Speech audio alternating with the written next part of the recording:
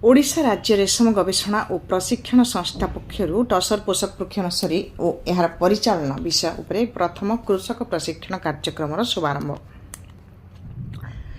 ओडिशा राज्य रेशम गवेषणा और प्रशिक्षण संस्था पक्षर टसर पोषक वृक्षनर्सरी और यार परिचालन विषय उपर प्रथम कृषक प्रशिक्षण कार्यक्रम 19 जून 2026 ठारू 23 जून 2026 पर्यंत आयोजित होउछि।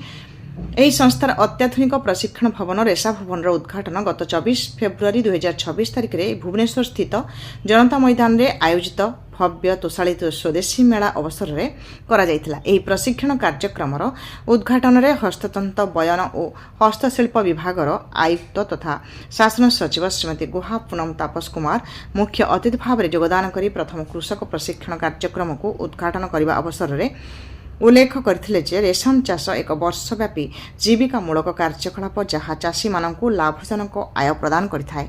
ओडिशा रे प्राय 15,000 पारंपरिक परिवार प्राय 1 लाख लोक सक्रिय भाव रेशम चाष करुछंती। भारत में 4 प्रकार रेशम मलबेरी, टसर, एरी एवं मुगा चाष करा जाय। एही 4 प्रकार रेशम सेमानकर खाद्य उद्भिद जीवन चक्र अवधि कोकुन और सूतार गुणवत्ता यथा आकार ओजन गठन रंग और दृढ़ता आदि दिगरे परस्पर ठारू भिन्न अटंती। ओडिशा रे टसर चाष एक पुरातन एवं पारंपरिक कृषि कार्यकलाप।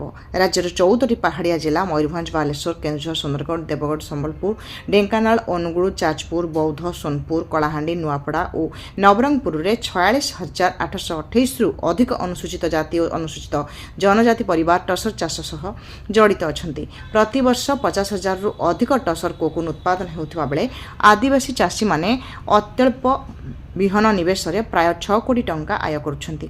एही एरी चाष पारंपरिक चाष राज्यर कटक, केन्द्रापड़ा, जगतसिंहपुर, नयागढ़, खोर्धा, ढेंकानाल, अनुगुल, संबलपुर, केन्दुझर, कलाहांडी, कोरापुट, रायगड़ा, गजपति, फुलवाणी और सुंदरगढ़ जिले में एरी चाष प्रचलित अछि। प्राय 1000 एकर जमी रे एरी चाष करा जाउथिबा बेले 2000 जन हिताधिकारी एथिरु उपकृत हेउछंती। प्रतिवर्ष प्राय 7 मेट्रिक टन एरी कोकुन उत्पादित होइथाय, जहार मूल्य प्राय 14 लाख टंका। मलबेरी रेशम चाष ओडिशा पई एक पारंपरिक कृषि कार्यकलाप। यह गजपति, रायगड़ा, कोरापुट, फुलवाणी, कलाहांडी, सोनपुर, देवगढ़, संबलपुर, नयागढ़, खोर्धा, केन्दुझर और मयूरभंज सहित 12टी जिले में चाष करा जाउछि। प्रतिवर्ष हाराहारी 40,000 किलोग्राम मलबेरी कोकुन उत्पादन हेउथबा बेले प्राय 1,000 अनुसूचित जाति और अनुसूचित जनजाति चाषी एथिरु वार्षिक प्राय 50 लाख टंका आय करुछंती। ओडिशा सरकारक बहुमुखी प्रचेष्टा को उल्लेख करी विभागर शासन सचिव रेशम चाषी भाई और भौणी उन्नति निमते ओडिशा सरकारक लक्ष्य संपर्क में अवगत करथिले। आगामी दिन में कोकुम रियरिंग पई सेरिसेडर व्यवस्था कराजिबो सह रेशम चाषी बीमा निमंते चेष्टा जारी रही। सेपरी महिला रेशम चाषी निमंते स्वतंत्र हॉस्टेल व्यवस्था करा जाई सेमानकु प्रशिक्षण देबा पई चेष्टा करा जाउछि। केन्दुझर भागमुंडारे स्पिनिंग यूनिट्र पुनरुद्धार हेबो बोली लक्ष्य रखा जाइछि। केंद्र सिल्क बोर्ड द्वारा आयोजित रेशम रिव्यू रे ओडिशा प्रथम स्थान अधिकार करथिबारु से चाषी भाई और भौणी को कृतज्ञता ज्ञापन करथिले।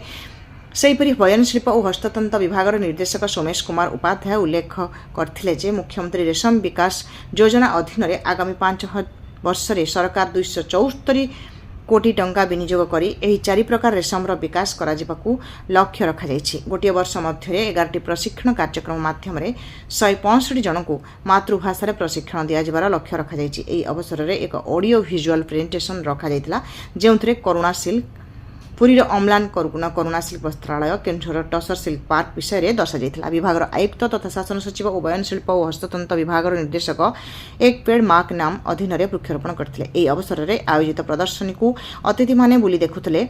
बुनियाद रिलिंग यंत्र, मोटराइज स्पिनिंग मेसीन विषय में अधिक आलोचना करथिले। परिशेषर अतिरिक्त निर्देशक श्रीयुक्त सूर्यनारायण पट्टनायक अतिथि समेत 18टी जिलूर आसिथिबा प्राथमिक रेशम समवाय समितिर सभापति, उपसभापति, अधिकारी, सूचना और लोकसंपर्क विभाग अधिकारी तथा कर्मकर्ता को धन्यवाद ज्ञापन करथिले। समृद्ध ओडिशारू रजत महापात्रଙ୍କ रिपोर्ट।